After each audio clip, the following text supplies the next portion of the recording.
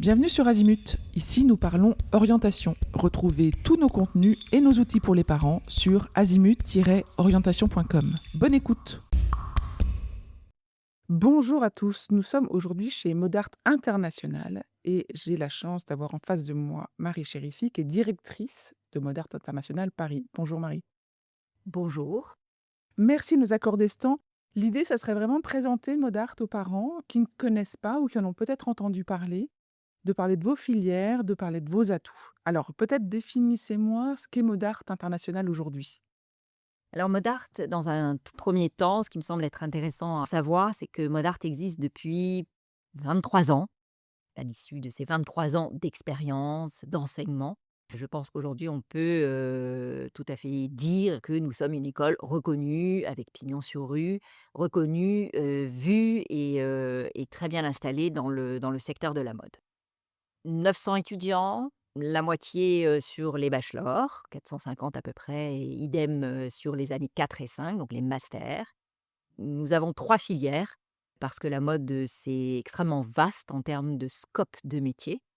On va commencer par le début de l'histoire. Donc on a d'abord les créateurs, ceux qui sont donc en ce que nous appelons stylisme, modélisme, puis les managers de la mode, puis les communicants de mode. Voilà, évidemment, cela a une logique de vous les donner dans cet ordre-là. On crée, on manage, on communique.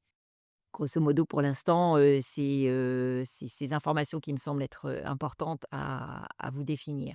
Après, si vous avez c'est une question plus précise? Alors, j'ai plein de questions pour vous, effectivement. Les jeunes qui arrivent, ils sont quoi? Ils sont passionnés de mode, ils savent déjà qu'ils veulent travailler dans ce secteur-là? Oui, on n'arrive pas au hasard à Mode Art International. On fait donc ce qu'on appelle des journées portes ouvertes. On a évidemment, toute, une série de communications, que ce soit par les réseaux, les TikTok, les Instagram. Évidemment, on est très, très proche, de cette génération. Donc, on arrive, pas au hasard. Je pense que c'est quelque chose qui se travaille, alors particulièrement pour la filière, créative, hein, les stylistes modélistes. Donc ça, c'est quelque chose qu'on a en soi. On a envie de créer, ce sont plutôt des jeunes, qui, voilà, qui sont sensibles à l'environnement, aux couleurs, à la mode, au textile, et cetera. Et puis, quand bien même on est en management de la mode ou en communication de mode, sachez que les étudiants, là non plus, sinon ils iraient en école de commerce, ne sont pas indifférents à tous ces aspects créatifs. D'accord. Est-ce qu'il y en a qui arrivent en disant: «Je sais pas trop, mais je sens, je sais que je voudrais travailler dans la mode, mais je sais pas trop si c'est dans la communication ou dans le management ou voire dans la création»? Alors, d'une façon générale, ceux qui vont rentrer en stylisme, modélisme, ils le savent, parce que c'est vraiment un métier très particulier qui requiert énormément de pugnacité. C'est évidemment la filière, je dirais presque la plus compliquée, parce que il faut avoir envie de créer, et c'est l'univers d'avoir une page blanche au quotidien. Et comme un écrivain, comme un musicien, il faut savoir créer, et ça, c'est pas en tout le monde. Donc ceux-là le savent, grosso modo. Après, j'entends qu'effectivement, on peut hésiter entre le management et la communication. Le management de la mode, c'est vraiment tous les métiers qui sont juste après la création. C'est-à-dire qu'une fois que le défilé est passé, donc les messages du directeur ou de la directrice artistique ont été donnés au moment du fashion show, et bien juste après, il va bien falloir industrialiser ces produits-là, les produire, les mettre en usine, choisir les matières, fixer des prix, le marketing, vraiment tout ce qui est les métiers opérationnels, ce qu'on appelle les achats, les négociations, choisir une usine, et cetera. La qualité, la production, tous ces métiers-là très opérationnels, c'est ce qu'on appelle les managers de la mode. Et une fois que les produits sont prêts à être livrés, que ce soit, via, le e-commerce ou, en boutique, physique, là, on va opérer la communication. Donc la communication, c'est l'aspect, final, c'est qu'est-ce qu'on va dire de la collection, du designer, des messages qui vont être portés, de la stratégie de communication, de la communication visuelle, jusqu'à une stratégie digitale, 360. Aujourd'hui, on entend beaucoup parler de la fast fashion. Est-ce que Modart prépare aussi à éventuellement la fast fashion ou est-ce que vous êtes spécialisé dans, je sais pas, la mode de luxe, la mode accessible, le streetwear ou quelque chose d'autre? Alors non, évidemment que non, parce que le scope, de la mode, il est, alors désolé, mais on a quand même, des gens qui sont comme Shein, puisque c'est quand même aujourd'hui effectivement, on va pas se mentir, le modèle dont personne ne veut, mais il n'empêche qu'ils sont existants. Donc alors je ne sais pas si on peut le mettre dans le cadre de la mode, mais en tout cas, il fait partie du secteur de la mode. Donc Shein jusqu'à Hermès et Chanel qui sont, selon moi, les maisons les plus luxueuses véritablement, dans le domaine de la mode. Mais vous avez des groupes, tels LVMH, Kering, Richemont, et cetera, qui sont aujourd'hui des grands acteurs de la mode. Mais en termes de part de marché, aujourd'hui, c'est Vinted vend plus de vêtements qu'évidemment, toute autre marque, et sans parler de H&M, de groupe Inditex. Donc oui, à Modart, on parle de tous les business models. Et puis vous avez cité plein de métiers, donc ça, c'est intéressant de comprendre effectivement vers quoi ça débouche.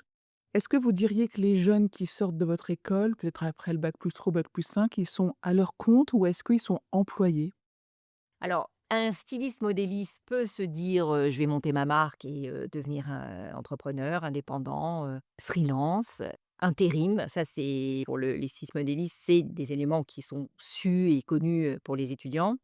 Après, quand on est en management ou en communication, ils vont, s'intégrer, CDD, CDI. Pour l'instant, c'est, véritablement la méthode de recrutement, qui est effective par les maisons de mode. Vous avez commencé par dire effectivement qu'il y avait, avec Modart, plus de 25 ans d'existence, donc une reconnaissance. Vous êtes reconnu par qui? Alors à Modart, depuis que j'assume la direction de cette école, pour moi, il est évidemment important d'apporter une excellence académique parce que c'est le début de l'histoire. Si les étudiants n'ont pas les connaissances, quelles qu'elles soient, que ce soit en textile, que ce soit en marketing, que ce soit, en communication et cetera, il y a un vocabulaire, il y a des codes, il y a des choses à savoir, bien évidemment.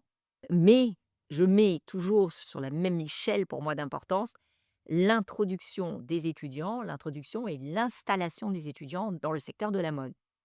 À Modart, on a, un service, relations entreprises et bien évidemment, il est important de placer nos étudiants, mais il est aussi important parce que régulièrement, on a ce qu'on appelle des comités de perfectionnement, des comités sectoriels dans lesquels on réunit des experts. Ces experts nous transmettent et nous donnent les dernières informations puisque même si on connaît bien la mode et qu'on fait de la veille par des conférences, par, être, dans les fédérations et cetera, n'empêche que, le côté opérationnel fait qu'il y a des choses qui se passent tous les jours, des nouveaux phénomènes et cetera, pour lesquels il faut que nous soyons informés et donc en conséquence, tout ça fait que, pour nous, à Modart, le fait de ne pas être très loin des entreprises et même il faut qu'on soit très près, fait qu'on a, une insertion, très bonne. Alors l'insertion, elle se fait de toute façon dès la première année pour nous, parce qu'en fait, à l'exigence du diplôme, nous requérons pour nos étudiants obligatoirement des stages sur les premières, deuxième et troisième années et les alternances sur les années 4 et les années 5. Quand vous avez des étudiants qui ont fait un voire 2 stages par an depuis la première année, quand ils arrivent en fin de troisième année, ils ont quasiment un an et demi d'expérience, qui évidemment rassure pleinement une entreprise ou une maison qui va vouloir recruter un étudiant.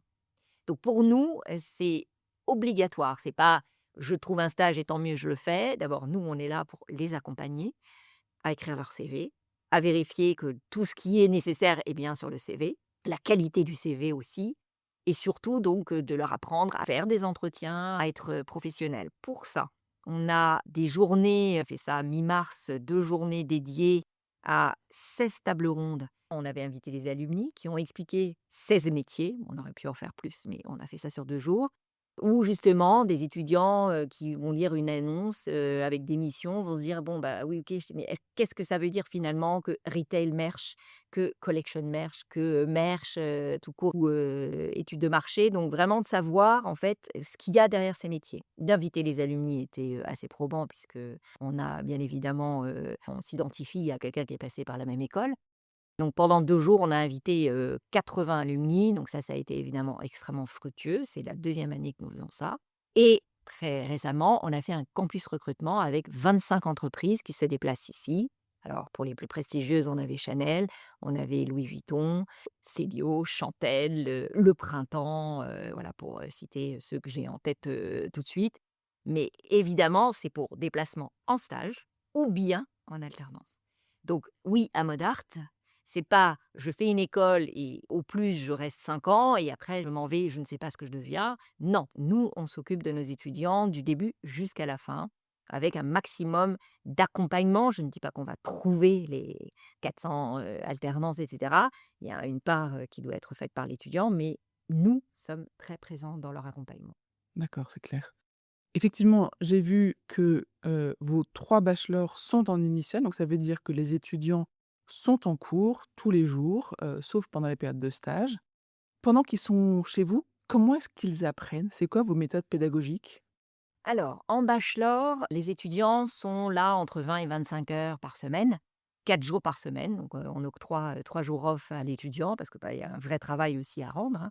Donc, on leur donne ces 3 journées-là. Et il y a évidemment plusieurs formats pédagogiques. Donc, il y a des cours classiques, donc de 3 heures, ça fonctionne par bloc de 3 heures. Puis, on a aussi ce qu'on appelle des séminaires, donc ça commence le lundi, ça se termine le vendredi, en général, sur un thème évidemment, un thème. Alors ça peut être en collaboration avec une entreprise si on les trouve assez, enfin pas sur la première année, mais sur la troisième année. On a également, ce qu'on appelle des projets de groupe, sur un sujet ou un autre, voilà, donc on a des formats, pédagogiques, mais aujourd'hui on est obligé, avec, cette génération où justement, c'est hyper dynamique, on est dans l'interaction. Voilà, Modart, c'est une école professionnalisante, donc ce sont des étudiants qui cherchent à être actifs et proactifs, je dirais, sur toutes les matières. Donc on a des formats divers et variés et qui, correspondent à je crois aux besoins, des étudiants aujourd'hui. Pour la filière qui est dans la création, j'ai vu que vous aviez un défilé, c'est ça? Oui, évidemment, nous sommes dans une école de mode, on vit au rythme de la mode. Oui, on a, un premier défilé qui a lieu, chaque année en juin et là qui effectivement met en lumière ceux qui sont en troisième année, donc en fin de bachelor en création. Alors évidemment, c'est un gros, gros, gros travail parce que, d'un étudiant qui arrive en première année, qui ne sait pas ni dessiner, ni coudre, ni rien et ben là, il arrive avec 6 silhouettes, une histoire, un storytelling, une identité visuelle de collection. Enfin, c'est tout un énorme travail. Ils sont présentés devant un grand jury qui, réunit des experts. Ils sont notés, et ils échangent avec ces experts sur leur collection, le pourquoi, le comment, et cetera. Des aspects visuels, mais aussi des aspects techniques. Et un autre événement aussi en fin de cinquième année qu'on appelle le showroom, toujours pour les créatifs, où là, au lieu de leur demander une collection, on leur demande une marque. Donc ils ont travaillé toute leur, 5e année sur, ce qu'on appelle une marque, trouver un nom, chercher la distribution, la création, les outils de production, combien ça coûte, travailler le business plan, faire de la communication et choisir des lieux de distribution. Donc là, c'est très complet et à la fin de la cinquième année, on peut estimer que nos étudiants peuvent ouvrir une marque. Ils en ont, a priori toutes les compétences. Ça s'appelle Mode Art, votre école. Mmh. J'insiste sur la partie art. Est-ce que c'est une école d'art aussi? C'est à proprement parler, pour moi, la mode rentre dans la culture, en tout cas. Je ne sais pas si on peut toujours estimer que c'est de l'art, mais on a tellement de très belles figures, de couturiers auxquelles on consacre des musées, c'est le cas de Yves Saint Laurent, par exemple, d'Alaïa, mais il y en a tant d'autres. Évidemment que plus on a de culture dans ce métier, mieux c'est. Quand on a des potentiels recruteurs, quand ils voient, c'est ce qui peut faire la différence, entre un étudiant et un autre. C'est, celui dont on sent qu'il y a une vraie, là, le mot passion, il prend tout son sens quand, des étudiants ont des références culturelles. La mode, se nourrit de tout et c'est un phénomène sociétal. Donc aujourd'hui, si on va pas voir les expos, si on va pas voir les graffeurs, si on va pas voir, la galerie Dior et cetera, en fait, c'est énormément d'éléments et pour nourrir la création, bah, oui, il faut de la culture. Il faut être nourri, il faut, se cultiver. Tous les couturiers, tous les designers aujourd'hui, tous les directeurs, directrices artistiques qui sont dans la mode sont des gens très, très cultivés. Donc ça veut dire que la part de curiosité est importante chez un étudiant? Vous allez chercher ça quand ils arrivent chez vous? Évidemment, quand on fait, les entretiens d'admission, il y a des tests écrits, tests de logique, tests de culture générale, tests, sur la culture mode aussi. Aussi, bien sûr, on a un entretien qui dure à peu près une trentaine de minutes avec chaque candidat, où on cherche un peu le la motivation de l'étudiant justement. Parce que c'est une formation initiale, je pense que ça a un coût aussi et on veut être sûr qu'on a une bonne adéquation entre le futur candidat et l'école.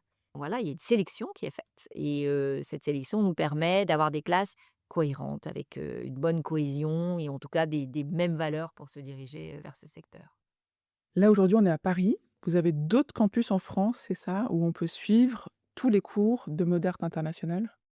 Oui, nous sommes installés à Lyon, à Lille, à Reims, à Bordeaux, à Aix et puis à la rentrée prochaine, 26-27, nous serons à Nantes. Modart aussi a la spécificité et c'est la raison pour laquelle je me permets d'en parler, c'est parce que ça s'appelle international et que nous avons des écoles en franchise. Alors, c'est pas nos étudiants de Paris qui peuvent aller dans ces franchises parce que finalement c'est nos programmes. En revanche, ces étudiants des franchises peuvent venir passer 1 an, voire 2 ans à Paris pour faire leur master, puisque eux ne font que des bachelors et donc cette étiquette internationale, elle est très intéressante et surtout parce qu'aujourd'hui, il suffit juste de regarder qui sont les directeurs artistiques dans les maisons de mode. Très peu sont français, beaucoup sont internationaux et donc les histoires de langue sont très importantes aussi et la variété, la mixité fait la richesse, de ce secteur. Et j'imagine que le fait de s'appuyer sur des alumni à la fois français et internationaux facilite l'accès à l'emploi, que ce soit en stage, en apprentissage ou à la sortie d'études. Bien sûr. C'est la raison pour laquelle, je parlais tout à l'heure de ces 2 journées, alumni. C'était aussi, l'occasion de montrer où en est l'école à ces gens qui sont dans le secteur de la mode et qui, légitimement, peuvent venir chercher nos étudiants. Ça les rassure, ils voient que l'école, se développe, ils voient que l'école, est là, elle est solide, les formations sont bonnes, la pédagogie correspond à ce qu'il faut faire aujourd'hui. Donc oui, c'est évidemment très important. Vous avez précisé que vous travaillez avec les marques de mode pour s'assurer que vous êtes toujours à jour dans ce que vous enseignez. Qu'est-ce qu'il en est des thématiques un peu sociétales, qu'on va parler peut-être d'IA, de, transition écologique, de, économie circulaire? Est-ce que tout ça, ça rentre dans vos programmes d'ores et déjà? Oui, absolument, ce serait une erreur d'ailleurs qu'on ne l'ait pas.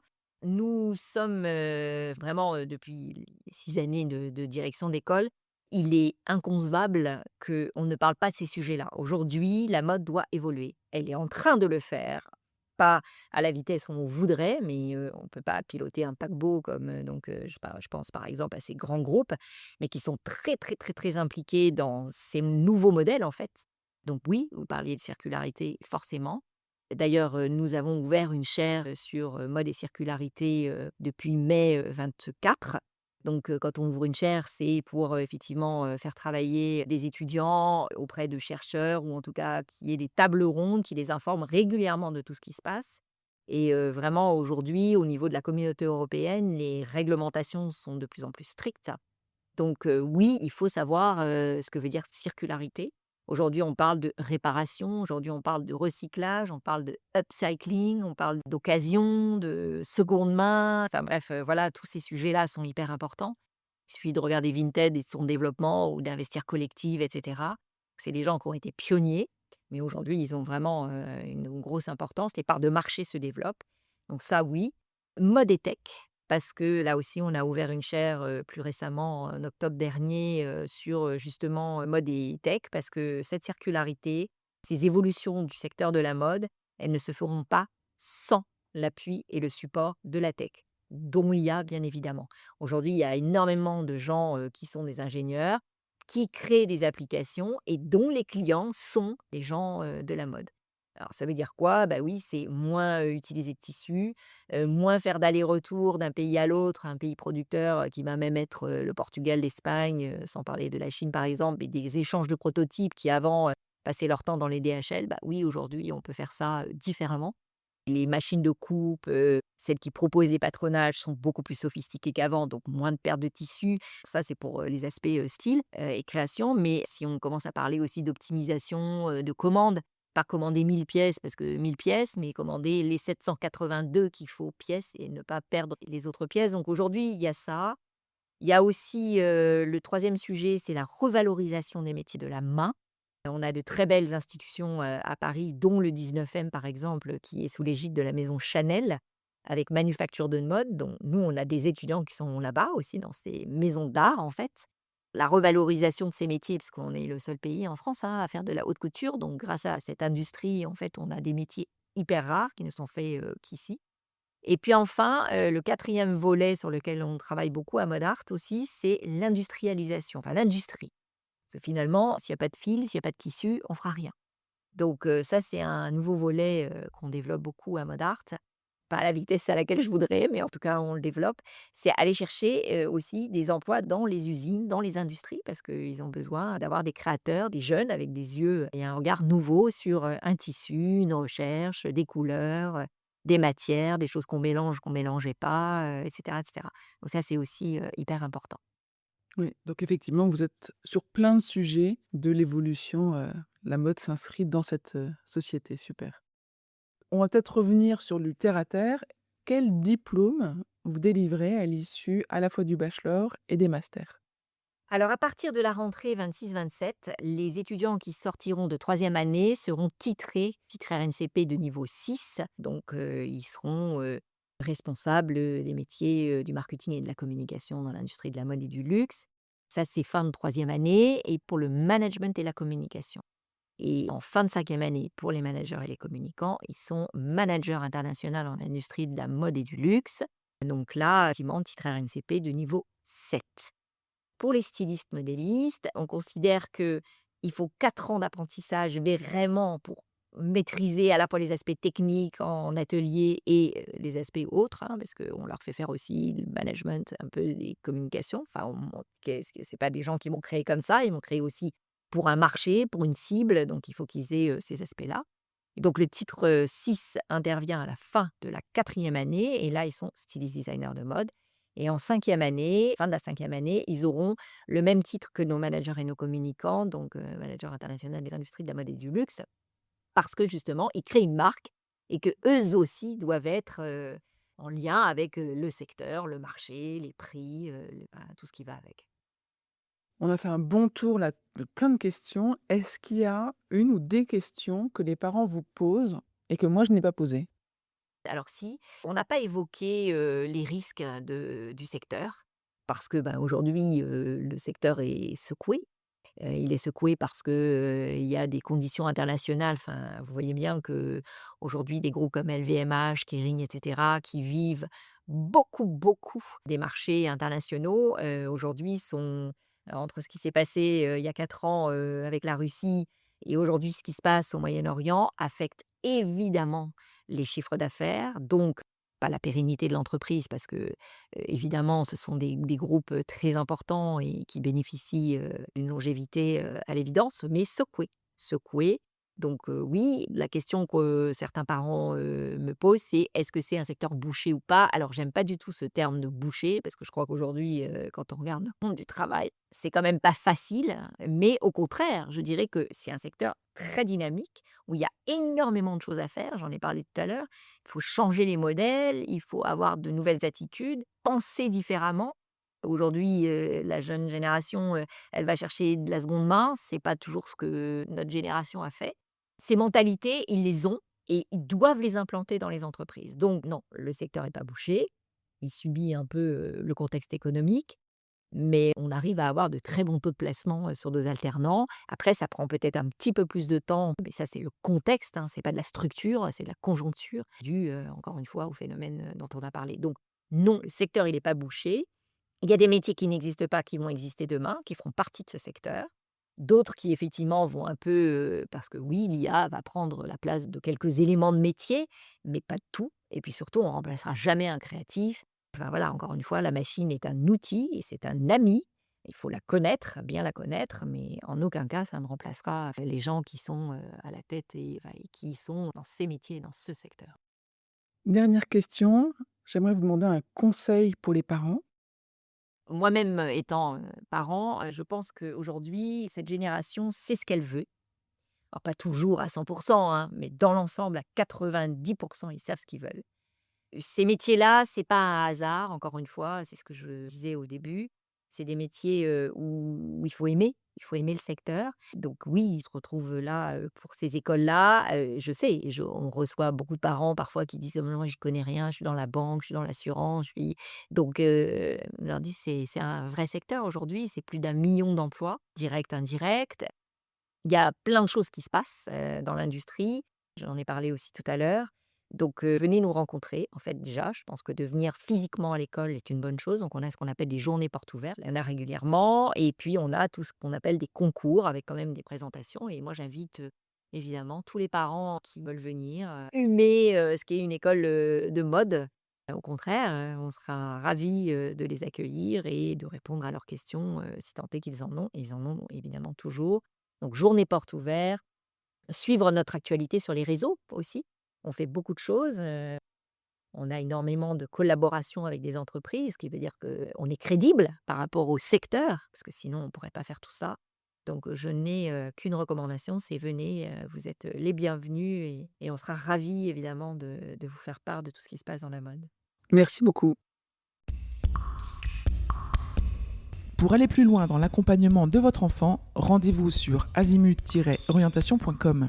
Tous nos contenus y sont classés par thématique et vous pourrez consulter notre calendrier, notre annuaire d'experts et vous inscrire à la newsletter pour ne rien louper.